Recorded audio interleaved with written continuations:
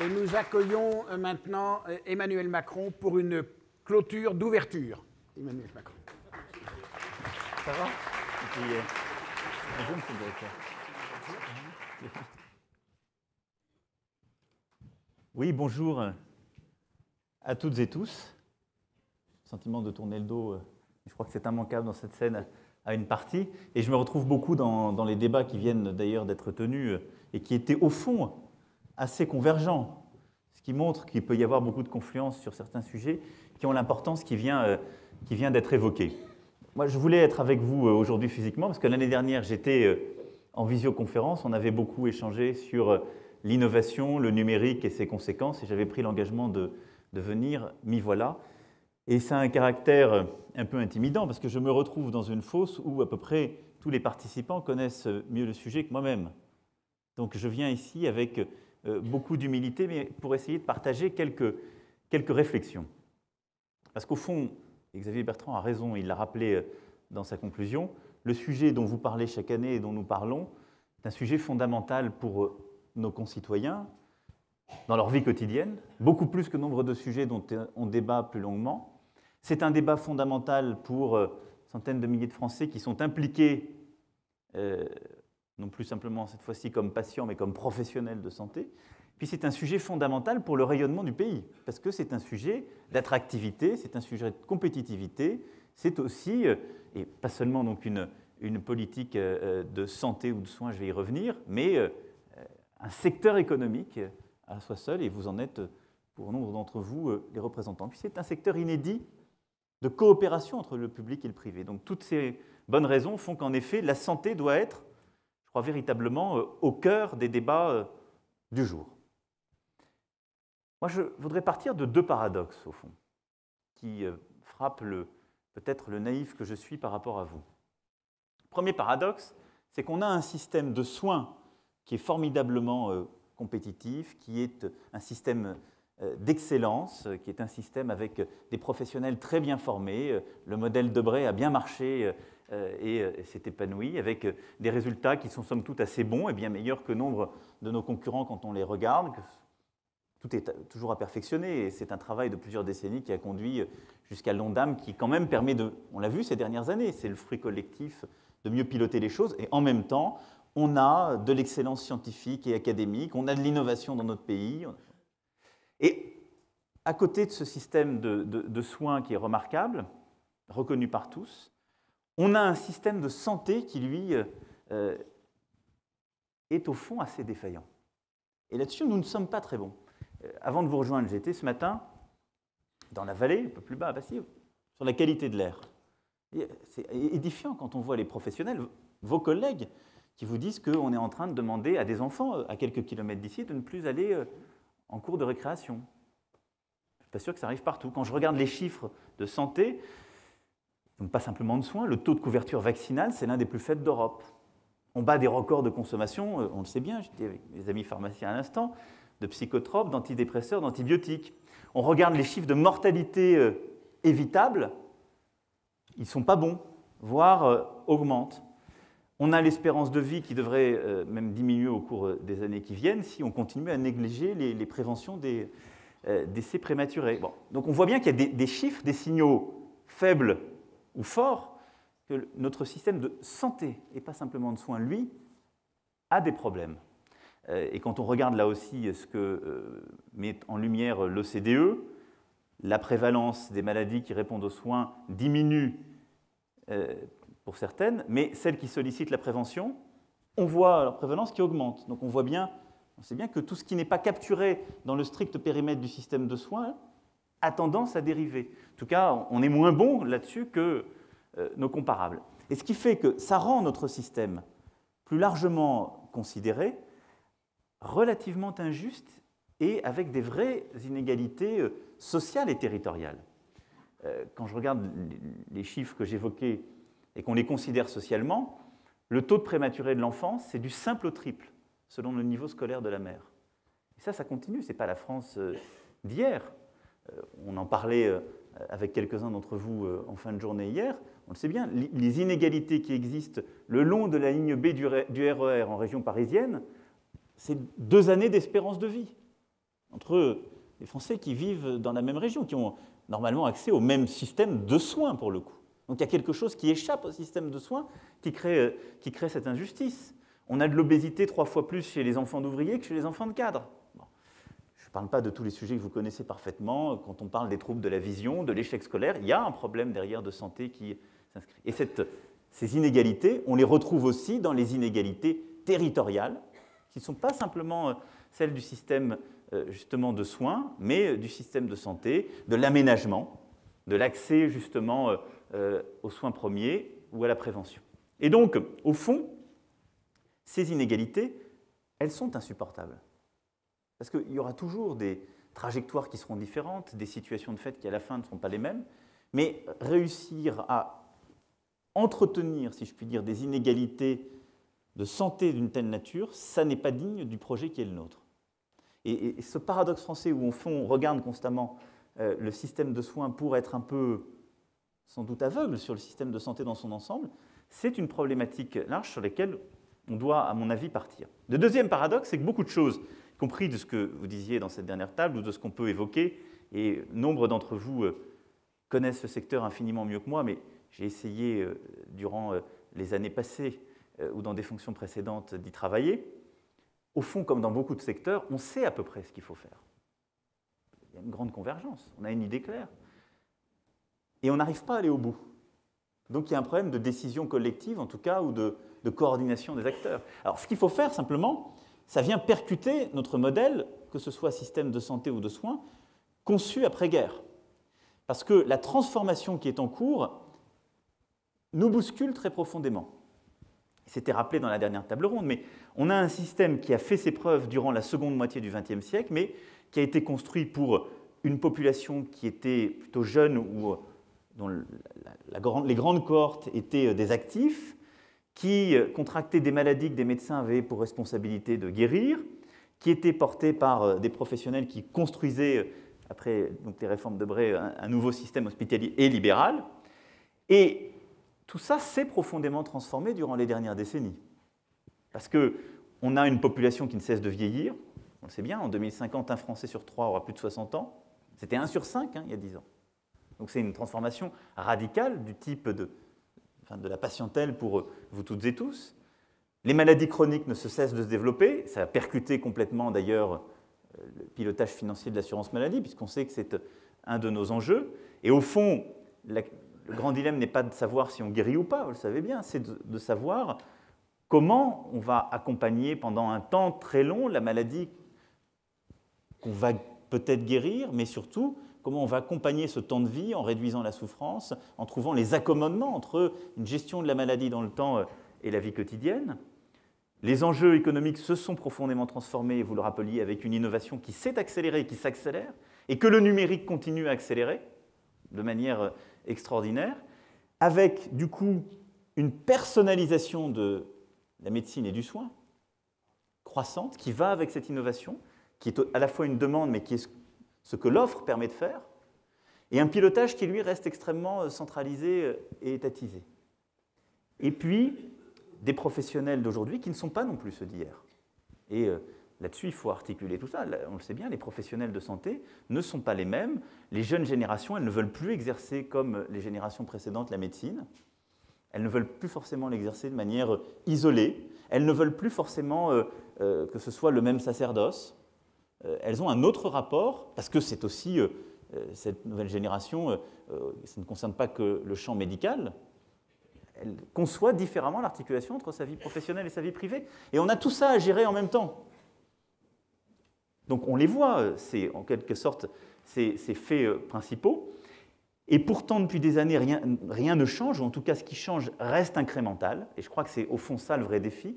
Et ce paradoxe, c'est qu'on voit ces changements venir, on voit ces transformations, mais qui viennent à une vitesse extraordinairement accélérée, que ce soit celle de l'innovation, que ce soit les transformations dans la demande du patient, les transformations de comportement dans le domaine médical, et au fond, collectivement, il faut bien le dire, et là, il n'y a que de la bonne volonté autour de la table et de l'autre côté de l'écran, on a une approche incrémentale sur le modèle. C'est-à-dire, on dit, il faut faire évoluer les choses, donc on va créer des fonds pour justement donner plus de liberté aux acteurs sur le terrain. C'est plus intelligent, puisqu'on connaît les gens, on voit bien qu'il faut articuler différemment entre l'hospitalier et la ville, mais c'est tout petit ce qu'on donne. C'est quelques milliards sur un océan. C'est incrémental. On se dit bien il faut innover, individualiser, mais on n'arrive pas à piloter ça avec un objectif annuel de dépenses d'assurance maladie. On a donc des acteurs de terrain qui restent très corsetés. On a des types de rémunération qui restent au fond dans la même grammaire que la grammaire traditionnelle, parce que si je me mets face à tous les défis que j'évoquais, et en particulier au premier paradoxe que je soulevais, on voit bien qu'il faut au fond prendre différemment en compte la complexité des objectifs de santé, et donc mieux intégrer des éléments relatifs à la prévention ou à l'environnement, et donc inciter les gens à avoir ce type de prestations, les professionnels. Mais on reste dans des débats, encore récents, où on rémunère à l'acte. Parce qu'au fond, c'est notre confort collectif, parce que les acteurs ont pris des positions dans ce système. Et donc, pour sortir de ces deux paradoxes, soins santé d'une part, et puis bouleversement que tout le monde voit, mais incapacité à avancer complètement, je pense que notre devoir collectif, surtout dans des moments privilégiés comme celui-ci, où nous sommes dans la tranquillité de la discussion et la réflexion libre, c'est de sortir justement de l'approche incrémentale. C'est de sortir de l'idée de dire que la solution, c'est telle ou telle réforme. Parce que les débats politiques tels qu'on les conçoit en France, c'est souvent ça. C'est-à-dire, je suis pour les régions contre l'État, je suis pour augmenter contre... Moi, je vais vous promettre de mieux payer les actes de tels professionnels, parce que c'est ça la solution. Je pense que c'est ajuster des curseurs dans un système existant, aujourd'hui surcontreint, qui n'arrive plus à absorber les transformations en cours. Donc la question, c'est comment, au fond, non pas on le redétricote, parce qu'il est formidablement performant à plein d'égards, mais comment et sur quelle base on essaie de repenser tout ça. Je crois que ça a été évoqué précédemment en parlant d'une défiance à l'égard de l'État, et parfois d'une défiance de l'État lui-même à l'égard des partenaires, c'est en essayant de retrouver le cadre de la confiance. Alors, je vais essayer à livrer quelques convictions pour essayer d'avancer. La première, c'est qu'on ne peut pas recréer de la confiance dans le système si on ne partage pas un objectif de sens. Au fond, quel système de santé on veut collectivement? Si on n'est pas clair sur ses finalités, on veut, me semble-t-il, justement un système qui ne soit pas que performant sur les soins, mais qui soit performant en termes d'objectifs de santé. On veut pouvoir promettre et garantir à nos concitoyens qu'ils auront une bonne santé, ce qui n'est pas que le soin, comme je le disais. Et on veut réduire les inégalités qu'il y a. En même temps, il me semble que, du coup, on veut construire les acteurs qui permettront de faire cela demain. Professionnels de santé libéraux, structures, qu'elles soient établissements de santé, cliniques, hôpitaux. Et donc, on veut, on le voit bien, des établissements qui soient plus souples, plus adaptables, avec des capacités qui doivent justement s'adapter au terrain, à ces complexités, aux inégalités qui existent aujourd'hui, avec une capacité de notre système à mieux intégrer l'innovation. Parce que c'est le meilleur soin. Et en même temps, son retour sur investissement. Et donc, on le voit bien, on n'est pas dans la promesse qu'on doit tenir et en même temps, ce qu'on veut pouvoir faire, ce vers quoi on va, c'est des structures sans doute très différenciées dans notre territoire en fonction des besoins et de l'organisation territoriale et de la structure de population. C'est une capacité à innover beaucoup mieux intégrée dans notre paysage, là où, on en parlait encore hier soir avec quelques-uns, on a un problème en France, c'est que pour des bonnes raisons, du point de vue de certains, on bloque encore trop l'innovation parce qu'on ne regarde que l'objectif budgétaire de court terme. Et une médecine individualisée pour tous, qui permette d'accompagner les transformations, de pleinement prendre en compte ces innovations. Une fois qu'on a dit ça, il me semble que le premier axe pour qu'on puisse avancer, c'est de responsabiliser. Et responsabiliser, c'est sortir du face-à-face, en effet, entre l'État et des acteurs. Moi, je ne crois pas du tout que la solution, pour reprendre ce que vous disiez dans le débat précédent, ce soit État contre région. Honnêtement, vous pouvez regarder les autres politiques publiques, on l'a fait 10 fois, ça recrée d'autres rigidités. Le vrai sujet, c'est centralisation et intelligence locale, capacité donnée aux acteurs locaux de s'organiser. C'est peut-être les régions, c'est peut-être les ARS avec beaucoup plus de flexibilité. C'est d'ailleurs aussi les acteurs entre eux. J'étais donc là à l'hôpital de Salange, c'est remarquable ce qu'ils ont fait avec structure actuelle. Comme l'hôpital était évidemment devenait trop petit, était menacé, ils ont ouvert à des structures publiques-privées, intégré de la néphrologie privés dans le secteur hospitalier. Ils gèrent beaucoup mieux du coup les lits, le soin à domicile et le cursus du patient. Ils ont intégré de la même façon les médecins libéraux de la vallée dans le service des urgences. Vous connaissez ça infiniment mieux que moi, mais j'ai trouvé que c'était un exemple formidable pour la discussion qu'on a. Et donc, c'est laisser la capacité sur le terrain à s'organiser. C'est ça la vraie responsabilisation. Et ça, je crois que c'est un point pour sortir de la défiance qu'il y a. La solution à notre problème n'est ni dans l'État seul, qui déclinerait de manière parfaite des objectifs régionaux, peut-être demain locaux, j'y crois pas une seule seconde, parce qu'il ira toujours trop tard. Il n'arrivera pas à suivre l'innovation des gens, il y aura trop de... Ni des régions, parce qu'elles créeront au fond les mêmes types de rigidité.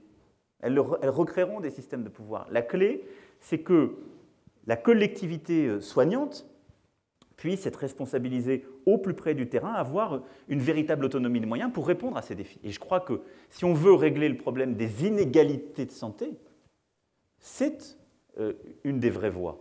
Ce n'est pas une approche française classique qui consiste à dire pour tout le monde on a une solution unique. Et donc je crois beaucoup, moi, à cette association des professionnels, des associations, des élus, des PMI et des structures régions ARS, avec une autonomie renforcée. La deuxième chose, deuxième axe important, c'est, et qui va avec la responsabilisation, de retrouver le temps long.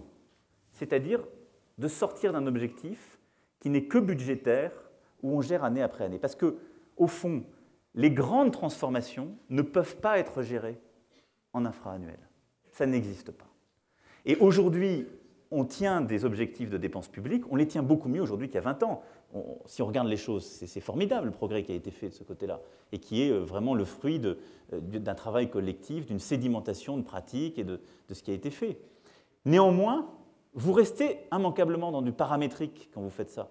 Parce que vous gérez année après année. Donc vous ne pouvez pas repenser une structure, la rénover, c'est un risque trop grand. Et les acteurs ne sont pas incités à faire ça. Vous n'êtes pas incités parce que vous ne pouvez pas utiliser ce que vous allez redéployer. Non mais vous pouvez le faire par vertu, donc on se remet à la vertu humaine. Moi j'ai confiance en cela. Mais le système n'incite pas à ça. Il est même un désincitatif si je puis dire, de vraies transformations qui peuvent être fécondes et tirer les vraies économies intelligentes.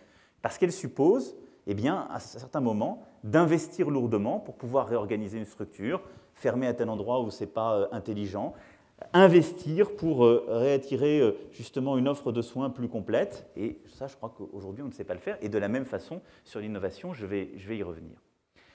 Troisième sujet qui va avec ça, c'est un formidable décloisonnement. Je l'évoquais en parlant de l'exemple de l'hôpital de Sallanches, mais on a besoin aujourd'hui de décloisonner et en même temps de former pour accompagner ce changement. C'est-à-dire qu'au fond, les structures telles qu'on les a pensées, les activités telles qu'on les a pensées, je trouve, quand on regarde, si je peux utiliser ce terme, cliniquement les choses, elles restent dans un modèle qui n'a pas pris en compte les adaptations aussi d'usage et les adaptations technologiques.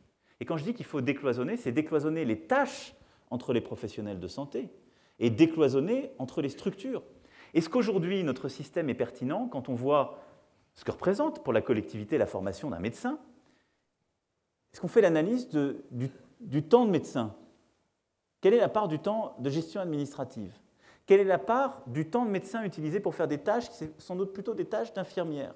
Quelle est la tâche du temps de spécialiste qu'on utilise pour plutôt faire des tâches de professionnels de soins spécialisés qui ne seraient pas médecins? C'est énorme la déperdition qu'on a. Alors je sais bien que ça vient parfois contrarier des représentations collectives, parce qu'on a une conception parfois de la pratique elle-même qui s'est construite chez les médecins, qui est de dire je gère la totalité, j'ai un colloque singulier avec le patient et je gère la totalité de cette relation. Mais je crois que ça n'est plus tellement d'abord ce dont on a besoin, ce qui va avec aussi la forme de médecine qu'on est en train de construire, avec les aspirations des patients, et je suis sûr avec le bonheur des praticiens eux-mêmes. Et donc on a un décloisonnement à faire entre de nouveaux métiers, parce que celles et ceux qui ont été formés en santé vont aussi aller vers, j'en suis sûr, des professions qui sont en train d'être inventées avec les besoins qu'on a. L'innovation va conduire des médecins à piloter au fond des dispositifs médicaux et cette médecine personnalisée qui se fera totalement différemment. Et on a besoin de médecins, mais qui n'auront pas le même rapport avec les patients. On le voit bien. Et en même temps, il faut construire la responsabilité médicale et la pratique médicale qui a du sens. Mais ce sans doute une activité un peu différente. De la même façon, si on veut déborder le champ du strict soin pour aller à la santé, on a besoin de professionnels, et ça va avec ce décloisonnement, qui justement sont dans l'éducation en santé, la prévention de la perte d'autonomie, qui justement arrivent à ne plus être simplement sur le soin lui-même, mais à irriguer les autres champs de la santé. Et ce décloisonnement, c'est aussi un décloisonnement administratif et du pilotage. Et de la même façon que je disais qu'au moment où nous sommes, il me semble que la gestion uniquement annuelle n'est plus suffisante et qu'on a besoin d'une gestion pluriannuelle pour vraiment recalibrer les choses, je pense qu'on doit bien davantage penser le débordement du strict champ ministériel dans lequel aujourd'hui nous vivons. Parce que sinon, on n'arrivera jamais à faire de la véritable prévention et de l'amélioration de la santé, puisqu'on ne pilote que le soin, dans un univers de soins qui est refermé sur lui-même. Et donc, comment on arrive à décloisonner administrativement nos politiques publiques pour pouvoir intégrer les préoccupations de santé de manière beaucoup plus intelligente et décliner sur les territoires de manière pertinente. C'est aussi pour ça que le décloisonnement va avec la responsabilisation sur le territoire. Et puis, dernier point, c'est l'innovation. Vous en avez beaucoup parlé, je sais que c'est un des axes forts de vos rencontres, mais j'y crois vraiment, pas par réflexe ou parce que j'étais encore il y a quelques mois en charge du numérique, l'économie et de l'industrie, mais parce que d'abord c'est l'innovation, quand bien même on ne veut pas l'accompagner, que nous subissons. Le changement du monde est là, et le changement technologique est un changement de paradigme qui touche vos professions. Mais surtout parce que l'innovation, qu'elle soit d'ailleurs technologique, organisationnelle, parce qu'il y a de l'innovation organisationnelle partout, c'est quelque chose qui est en train de transformer ce paysage. Et je crois que quand on a des systèmes qui développent des anticorps contre l'innovation, on est en risque. Et aujourd'hui, notre organisation collective, pour de très bonnes raisons, parce qu'elle a des finalités qu'on lui a données, qui sont des finalités plus court-termistes, de contrôle et en univers connu, elles ont beaucoup d'anticorps à l'innovation. Et ça, c'est un problème. C'est-à-dire qu'elles désincitent plutôt les acteurs locaux à faire de l'innovation organisationnelle, parce que c'est très compliqué, ils ont plein de remparts, hors champ d'expérimentation, et elles désincitent plutôt les professionnels à faire de l'innovation technologique, parce que cette innovation technologique, elle a un coût. Et ça, vous évoquiez, j'entendais la télémédecine tout à l'heure, on le sait bien, ça a un coût au début. C'est un coût organisationnel, ça a un coût dans la pratique. Mais, on l'évoquait là aussi dans la maison de santé de Chamonix un instant, ça a un gain formidable de temps de transport. Ça a un gain, quand on sait le faire, dont le temps, si je puis dire, quantifiable, est très réduit. Simplement, il faut que nos modèles le prennent en compte. Donc, il faut qu'on ait une organisation collective qui intègre l'innovation bien davantage. L'innovation technologique de rupture, elle, on le sait, elle va mettre 8-10 ans à venir. Mais si on a un système qui, au fond, met des barrières dès l'entrée, c'est-à-dire dès les premiers tests cliniques, ou en tout cas à des temps de latence qui nous rendent non compétitifs, on risque de perdre ce type d'innovation. Et on en a parlé hier sur les dispositifs médicaux. C'est une réalité de notre système.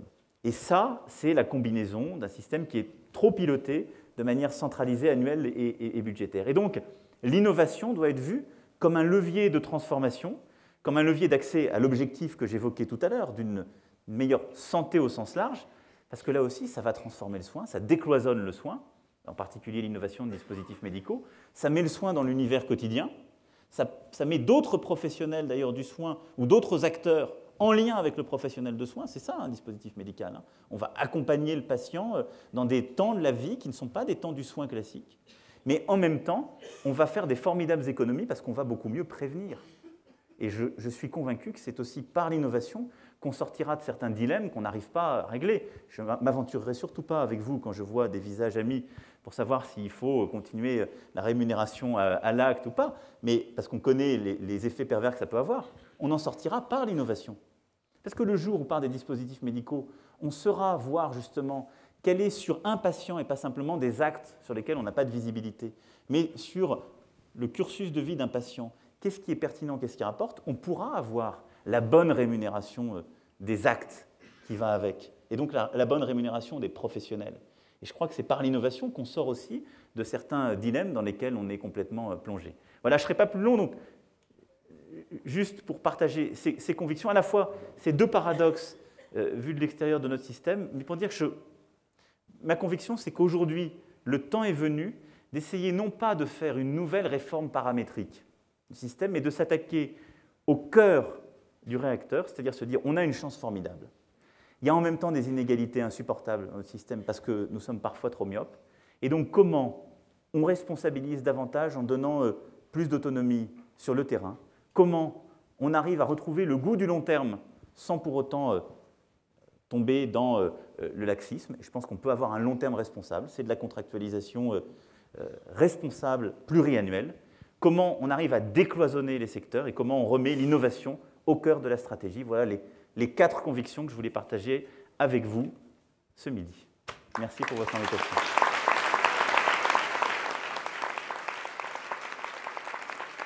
Sous votre contrôle.